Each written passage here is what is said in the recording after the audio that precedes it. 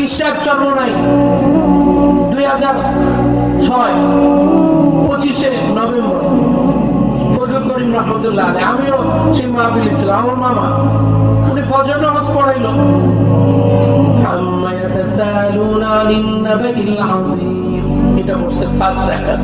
Second রাকাত ইদা সামাউ ফাতারাত, এটা পড়ছে।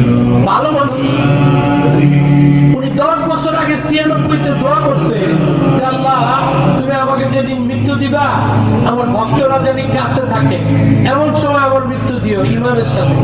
10 বছর আগে দোয়া করছে, 10 বছর পরে আল্লাহ পাক এই দোয়া 96 দোয়া 2006 যখন কবুল করে। ভালো মানুষ মাহফিলে যেদিন ইন্তেকাল করে সকাল 8টায়, তখন চরমোনায় ফাল্গুনের মাহফিলের দ্বিতীয় দিন, বলেছে লক্ষ লক্ষ মানুষ তখন সামনে। ফজর নামাজও পড়াইছে, ইশরাকও পড়ছে। ইশরাক পড়ে তারপরে রুমে এসে একটু পান খেয়েছে, বুকে ব্যথা।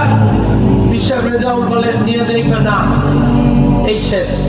আমি বললাম যে রব্বে কারীম দোয়া যখন করে যে আল্লাহ বলে তুই যে দিন দোয়া করছিলি তখনই আমি সিল মেরে কবুল করে দিচ্ছি, বলেছো।